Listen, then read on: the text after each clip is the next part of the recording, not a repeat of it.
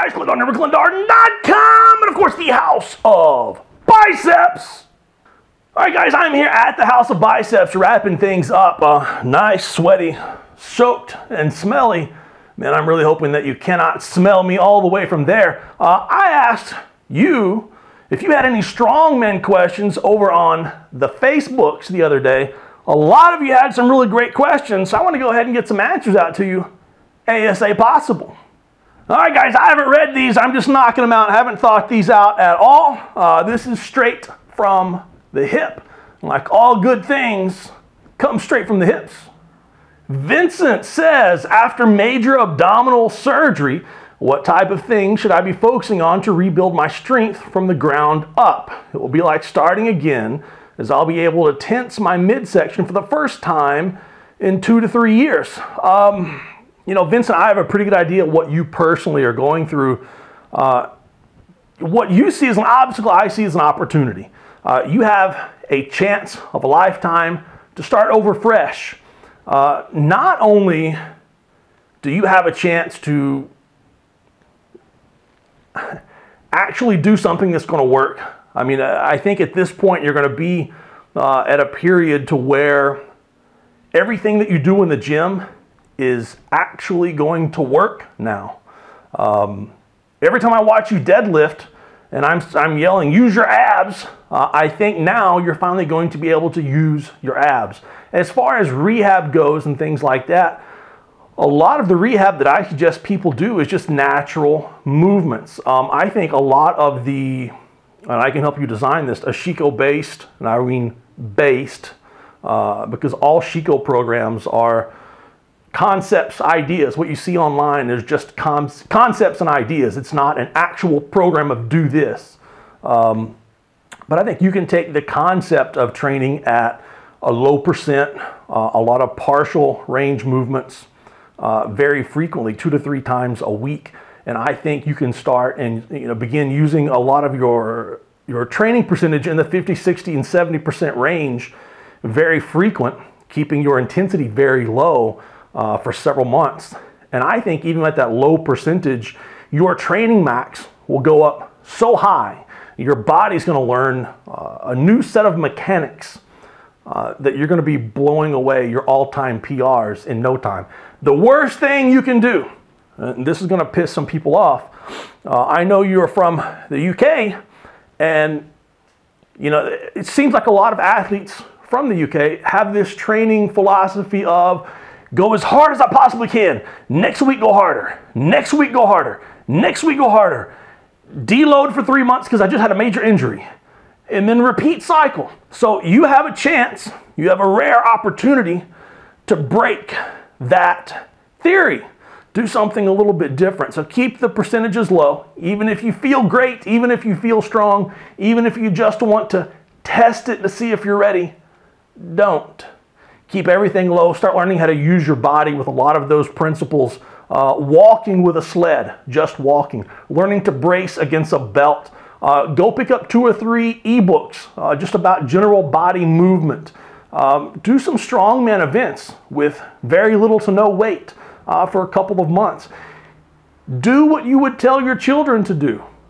If your children were having the exact same problems or opportunities as you are. Leslie asks, wraps or sleeves for squats if you're wrapping alone? He's got several questions here, so we'll start with that one. Wraps or sleeves for squats? I'll be as honest as I can. I have a lot of clients and friends that say they get at least 65 pounds out of a tight pair of SBD knee sleeves. I have a lot of people that get anywhere from 65 to 140 pounds out of a good pair of Metal or Elite FTS knee wraps. The thing is, both of them require pretty much a partner to get on. It will be easier for you to put on a pair of Elite FTS or Metal knee wraps and get 125 pounds out of that, let's call it roughly 50, 60 kilos, than it would be for you to get your SBD knee sleeves on that are going to be that kind of pop out of the hole. So my choice, I wear loose neoprenes. Sometimes I wear Cerberus Strength dual ply knee sleeves under that for a little bit of compression. And if I need some wraps, I'm gonna wrap myself. If I want power, then I'm gonna do it myself. It's gonna be wraps all day long. Below parallel box squats, useful or not? First of all, everything is useful. Even a leg extension machine is useful, especially if you hook it up to a sled and drag it around for long periods of time. No, just kidding. A leg extension machine can be very, very useful, especially if you have any kind of knee injury, quad injury, hip injury, things like that. You know, I know a lot of guys that tend to get a lot out of a low box when they're doing their box squats, especially for, let's say, a max effort lift. I am not one of those people. Most of the clients that I work with, once we manipulate their box squat to a proper height and with proper technique, we can raise them up to at parallel or an inch, maybe even 2 inches above parallel, and make that convert over to either their raw or their full geared squat. Much easier and safer, but it has to be done correct. So can a low box squat be done and be productive? Abso-freaking-lutely. I see it done all the time, but it's got to be done correctly. If you add special supplements for meat that make you significantly stronger, how do you set your meat weights or test your openers differently, if at all, to someone who isn't using special sauce? So you get the biggest total. So I'm going to use, for example, let's just say, for example, we're the last couple of weeks and we're tapering your training weights and intensity down just a little bit. Let your body recover. Let's say you're adding in loads of something like D-ball or trend suspension, test suspension, halo test and check drops, things like that. First of all, they're not going to make you stronger. The side effect is generally increased blood pressure. The side effects are generally hugely increased water retention, once again leading to increased blood pressure. So a higher blood pressure, more bloating, generally tends to lend towards bigger weight lifted. It also generally tends to lend towards burning out rapidly. Higher blood pressure, higher stress levels mean that you're going to burn out quickly. How do I adjust for this? To be honest, I don't use anything on contest day that I don't use on a regular basis. So hypothetically, let's say I used to use a nice little mix of D-ball, halo test, and methyl test. I would never use that just on contest day. That would be used on every strongman day and every training day before that. Let's say a good 3 weeks minimum, if not 4 weeks or 5 weeks leading up to the contest. Pre-workout only. You're talking about someone who trained 2, maybe 4 times per week at best. So you should have a good idea. Never, ever, ever take something on meet day. Would never wear something on meet day, never do something on meet day that you don't already do every single training session. Bailey J asks, what is the bourbon of choice for a strongman? Man, Blanton's here is really, really nice. They have a really, really nice international version, an export only version. That is sweet. Booker's has got to be my favorite. I love the high proof bourbon. It's the only one that I'll add a piece of an ice cube to, and it really opens it up.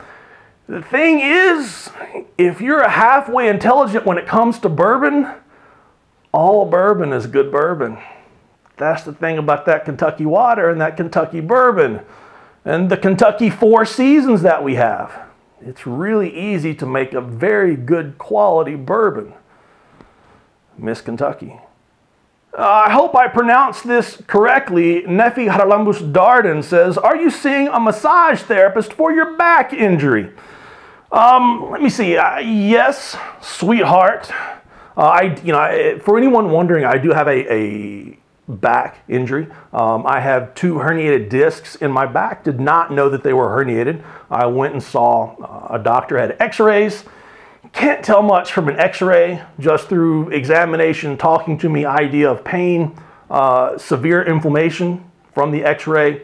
The best guess was, hey, you've probably got at least 1 herniated disc in there.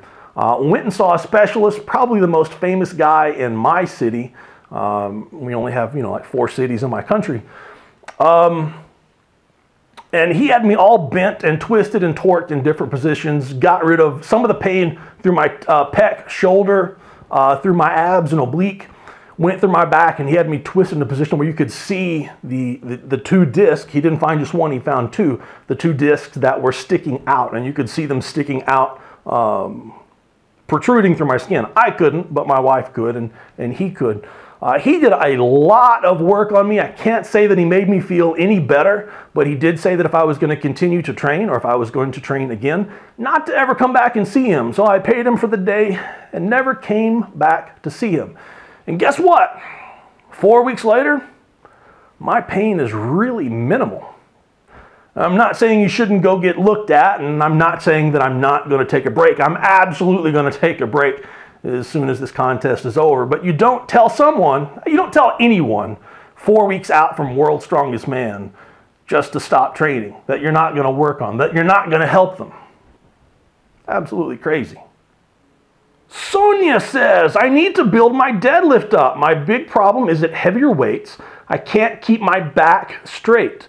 So I started rounding and end with it stuck somewhere just above my knees. Any good accessories, suggestions for this? I've tried repeatedly to just deload and work on form, but that just increases the weight that I start to round at. Sonia, I hate to break it to you, but most people have a technical deficiency. And generally what we shoot for is you're probably still going to have that technical breakdown. The idea is that you don't have that technical breakdown to a much heavier weight. Not a heavier percentage, but a heavier weight on the bar. So if you are deadlifting 300 pounds and at 325, your body turns into the McDonald's arch. I would be very happy if after a couple of months, we had you deadlifting 325 with a much better technique and your body didn't turn into the golden arches until you were at 345. That's a pretty big success. What I am betting, and I would bet dollars to donuts, and I love donuts, and donuts are really expensive here, and I don't have very many dollars, but I will bet dollars to donuts that you are deadlifting double overhand with straps. 9 times out of 10, actually pretty much 10 times out of 10, every time someone tells me they stall at the knees and their back starts to round, they're deadlifting double overhand with straps. One thing you can do, when you deadlift with straps, it changes the timing, changes the body movement. It makes your shoulders want to roll over in front of you. There's a ton of lat and back work. Supported T-bar rows is one of the biggest things you can do. You can do rows with bands 7 days out of 7, tons of volume to build that up. A lot of volume-based deadlifting from partials. You've got to hit it from absolutely all angles, and I'm absolutely going to encourage you to pull over under, even with straps. Heck, I suggest pulling over under with straps just to see if that gets rid of the arch problem. Darren asked, who will be the first to tap out at Worlds? Man, I'm hoping it's not me. Goodness, first event log press, I will make the 265. 285 is going to be hit or miss, depends on the log. And the kind of day that I'm having. Log press, it physically hurts my back almost as much as any other event. Just locking out, trying to get my left arm locked, twist everything greatly. So I'm sure that I will be the first or one of the first to walk away on log press. But that's okay, I know that. And if I can walk away with 285 on the log, that'll be a season's best. Be the best I've done in 2017. That's all that I can ask for. As far as who will get injured first and walk away, man, here's the thing. I already know of several athletes that have told me they've backed out already.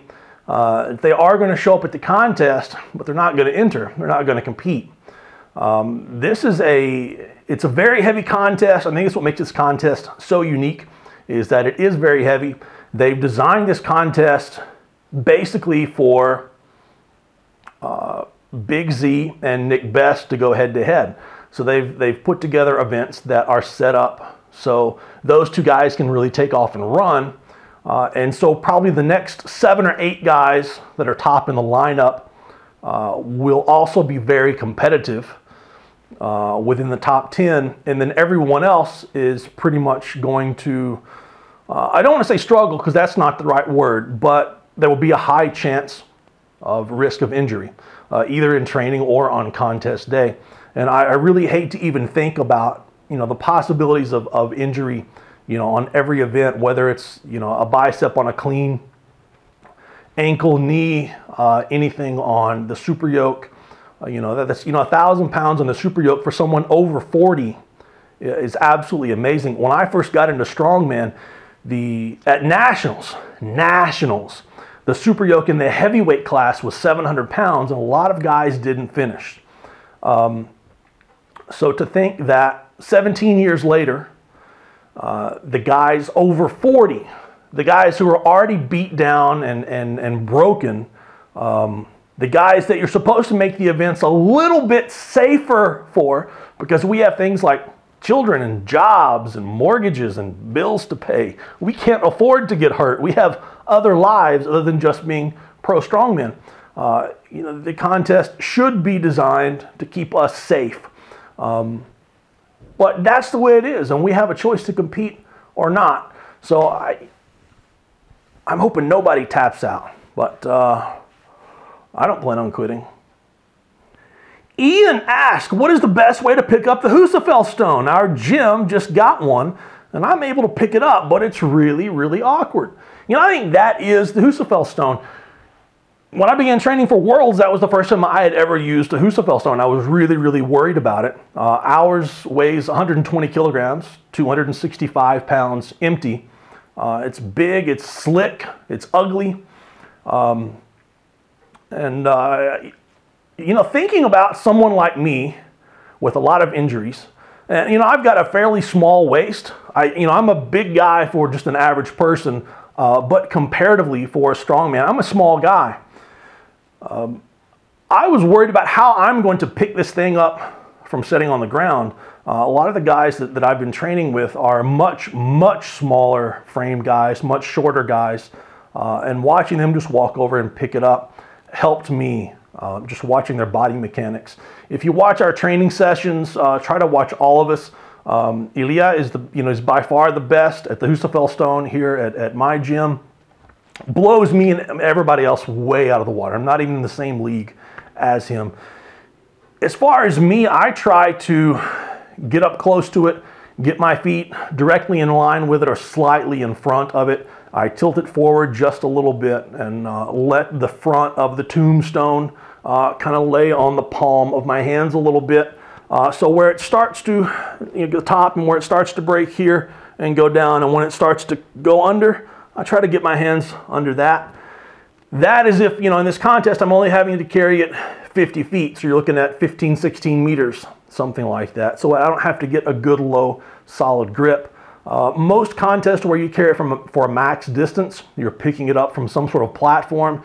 You want to get it as absolute low as possible so you can have as much of the weight of the Husa Fell Stone at, let's say, nipple line or higher.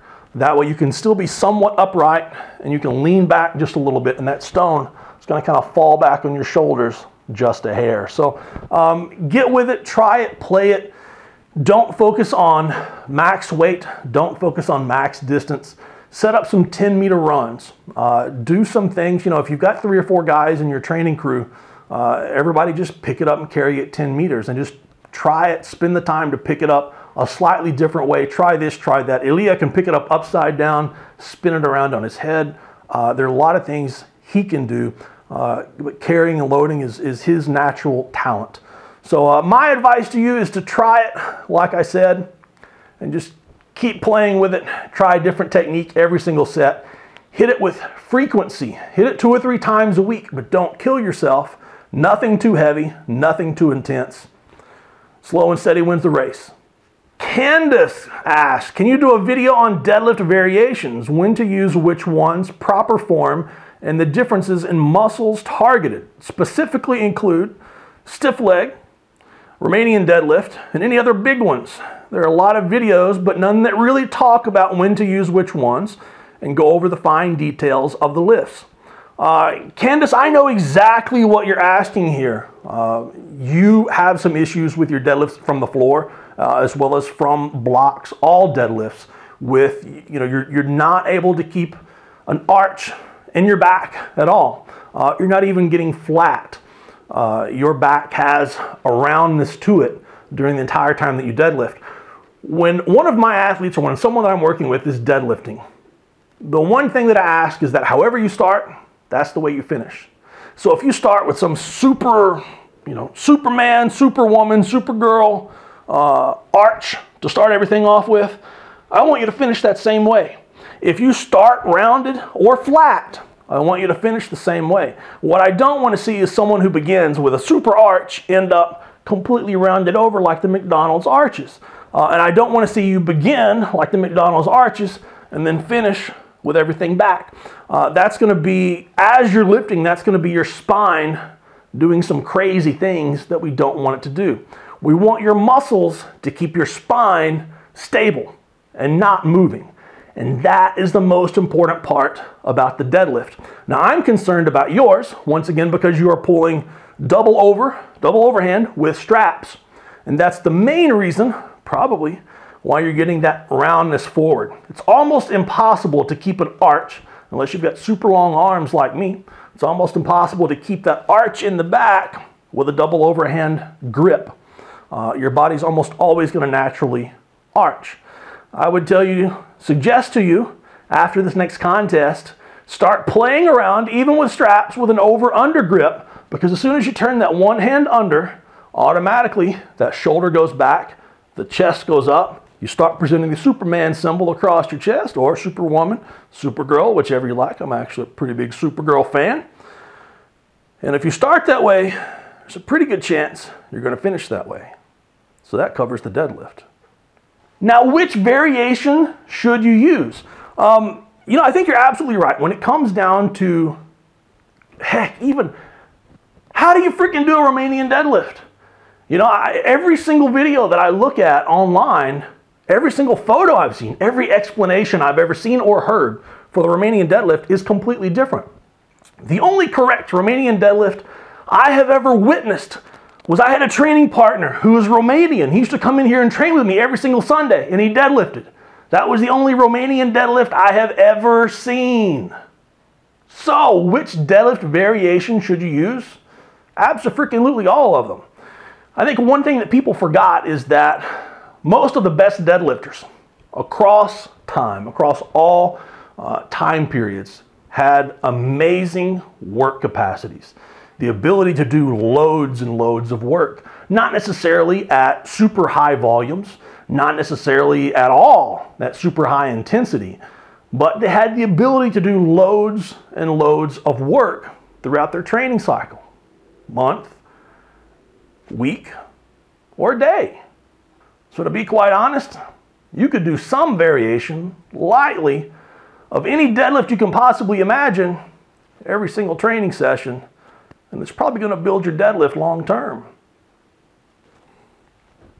And I know that doesn't answer your question, but trust me, it really does. Corey asks, what are the best ways to incorporate strongman training in a commercial gym? You know, I used to really think that there were a lot of ways that you could train for strongman without the implements. And, you know, I began making axles. You know, I just lifted odd object. I used easy curl bars for farmer's walk implements. That was what I trained with for my first strongman contest.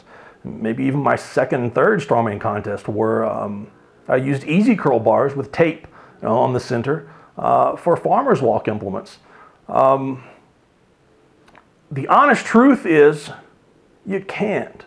You cannot effectively or efficiently train to be a strongman without the actual implements. I think it's a huge bonus to either convince your gym owner that having a couple of things. A pair of farmer's walk implements. Gosh, sandbags, Cerberus strength sandbags are dirt cheap. They last forever, highly adjustable. You could get 2 sandbags with a bunch of extra liners inside and make each sandbag loadable. So it could be anywhere between, let's say, 50 pounds and 300 pounds. One sandbag. So if you had 2 sandbags, you could do all kinds of carries, clean and presses, shoulders, throws, loads, max weight, over bar, max reps, timed. There's tons of stuff. You don't have to have the Apollon's axle to have an axle in your gym. My first 2-inch axle, the 2-inch axle I've got right here behind me is a piece of scaffolding pipe. That's all it is, with some plumbing and tape stuff on the end for stop collars. Hold on. This kind of stuff right here, these are the best collars I've ever used. Got all of this at, I don't know, Lowe's maybe, and I brought this back with me. These are great stop collars on some scaffolding pipe, and then you've got an axle to do all kinds of stuff with. It doesn't have to be brand new, doesn't have to be awesome, it just has to be. Picking up a small tire is you know, it's great to use, it's great to have in the gym. You know, actually head over to Starting Strongman on Facebook and just read. Just read. That's my best advice. You can't train for strongman without the implements. Not effectively, definitely not efficiently. Daniel asked, how do I start with strongman training? You got to find a crew. That's it. When I began training, there was nobody in my area. You know, of course, now everybody considers their area to be their hometown, and they've got 4 strongman gyms in their town. The closest strongman gym to me was 45 minutes away. They trained at 8 a.m. on Saturdays. You better be there at 8 a.m. So I got there and trained. After that, once a month, every 2 months, I would drive 4 hours each way to St. Louis. They began the first event at 8. So if you weren't there when they began at 8 o'clock on Saturday mornings, you missed out. You might as well just stayed home. So I would leave my house at 3 o'clock in the morning, arrive at St. Louis at 7 o'clock in the morning, grab a bite to eat, eat it on the way to the gym, train for 4 or 5 hours, eat again with the group, drive back home. So find a group and just jump in. That's it. Do what they do, but have some intelligence. Don't be afraid to back off. Don't be afraid to be the guy who just helps move stuff and load stuff. Watch what everybody else does. Get in there and do, but spend a lot of time just watching everybody else's technique. Be the observant one. But find a crew. Find other people to learn from. Albie says, all I know is candy canes and butt kickings, and I'm all out of candy canes. Won't be surprised, Santa Claus. I'm sure Christmas is coming and you're probably bringing me a nice big package. That just sounds horrible. Oh man, I gotta delete that out. Leslie says, load cycling. What, when, where, and why? Why is the key answer. That's how you determine what, when, and where. You have to know why you're doing it. If you don't know why you're cycling the load, then you don't know what to cycle, when to cycle it, or where to cycle it. I think that's where my oddly high IQ and the way that I see numbers and that I assign percents and coefficient numbers to everything that I do in the gym, everything that I program all my clients to do in the gym, that's where my odd personality really comes in handy, is I have a great idea of what to put where and when to put it based on what I just saw you do in the last week of training. Ariane says, a way to train Conans Wheel without a Conans Wheel. My best idea was Zercher walks with 2 plates dangling on bands on each side of the bar, but that's not really the same. Do I have something better?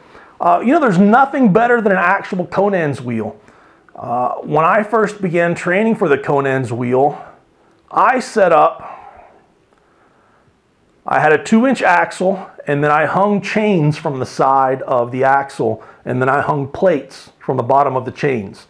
So the chains would swing a little bit. That way I could get up under the bar and not have to pick the bar up from the floor. You know, I could pick it up from waist height and have some play and stand up and go for a walk. And then when I get tired, I wasn't dropping my plates from a, you know, a high level. I wasn't going to really damage much of anything. I really thought that it did make me stronger.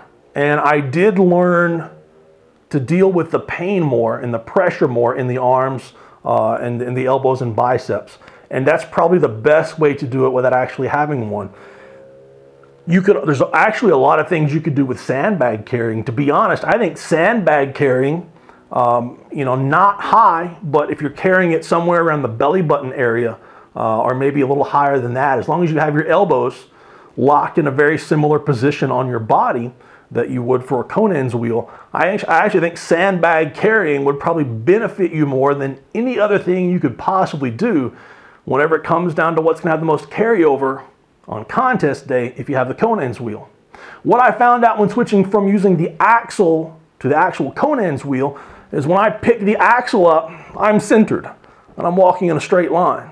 When you pick up an actual Conans wheel, you're picking it up and you should have just a hair of lean into that center pole. A lot of weight is going to be on whichever leg is closest to that center pole, and that's what you're going to pivot off from.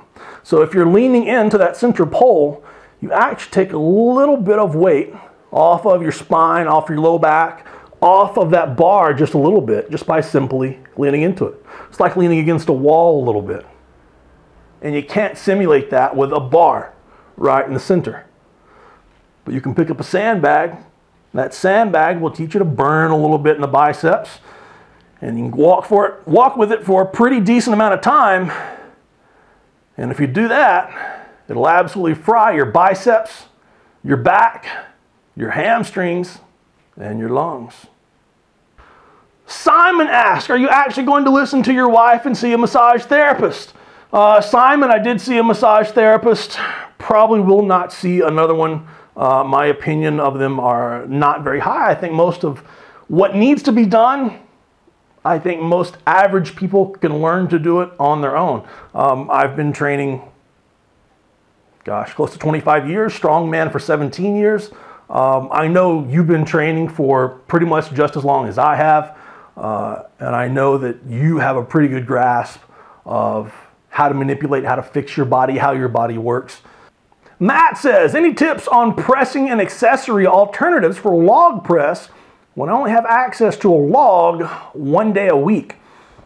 Couple things you can do here. After you finish your log pressing, do some incline log.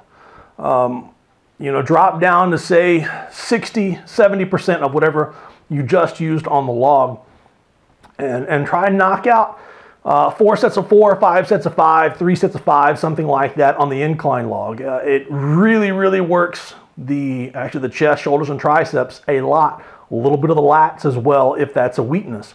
It allows you to be able to press more volume on the log without frying your biceps and shoulders and back and knees quite as much. Stuff you can do on your accessory days, your other days in the gym. A lot of people do benefit from board presses.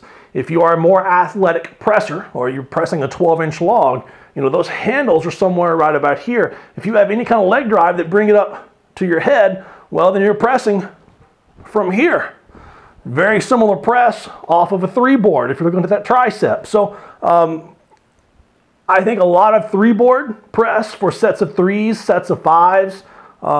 The occasional non-max single can be very beneficial off a 3-board, maybe even a 4-board if you're a really athletic presser, someone who can jerk quite a bit on the log. Arnold presses with the dumbbells, up and the twist and the round and all that. A couple of different variations of those. Work the shoulders, work the triceps considerably. What I do a lot at home, actually almost every night, I have a set of squat stands in my living room, and I take a micro mini band or a mini band and hook it to one of the squat stands, and I grab it and just twist and do one-arm tricep extensions, 5 sets of 24 sets of 25 every night. Get the tricep work in, something just to get a pump. Lots of delt raises, front, side, rear with the same band. The idea isn't to kill myself. The idea is to get a pump. All that pump increases my general physical preparedness, makes the shoulders healthier as well, more able to handle a larger volume of pressing. So whenever it comes to pressing day, I can make every single rep count. Lance says, Clint, have you ever gone into pain relief methods in strongman? master athletes and people doing the big 2 or 3 day events just blow my mind. That's a great question, Lance. I've talked about everything from anti-inflammatories, non-narcotic and narcotic-like painkillers, my opinion on those. I think you have to do what you have to do when it comes down, to making that, that second day. If you're dealing with a lot of overall soreness everywhere, taking something like ibuprofen, anything like that can backfire on you. It does elevate your blood pressure, which might be a good thing. Almost always is a bad thing when it comes to contest day. Your blood pressure is elevated with nerves anyway. I don't want to do that. And if a couple of ibuprofen knocks away your pain, then you probably could have gotten rid of that pain with a little bit of warm-up. That's the honest truth. When it comes to using narcotic or narcotic-like painkillers, anything that's actually really going to work is probably also going to really slow you down. Slow you down. It's going to slow down your respiratory system. It's going to slow your body down. It's going to slow your brain down. And it's probably not the best thing to do. And it's not a cycle of life that you want to get mixed up in. I think most of the people that you see doing 2 and 3 day shows, they are used to training 2 and 3 days in a row. So, if I'm going to do a 2 day show, actually, if I'm going to do a 2 day show, I probably won't be very sore at all for the second day because I'm only going to walk out and have to do the events on day 1 once. Whereas in training, I'm doing, 4 and 5 sets of each event in training. So the contest day, I will push myself mentally really, really hard to a place that I probably haven't pushed myself in a long time. But physically, it should be much easier than the general training day. So much of it, and this is the honest truth, so much of it's going to come into recovery. Most of that's going to be nutrition. What you eat the 2 days, 3 days before a contest is extremely important. And then if you're going to have to compete 2 and 3 days in a row, as soon as you finish every event, especially the last one, what you put into your body has to be immediate and it has to be effective because the next day has already begun.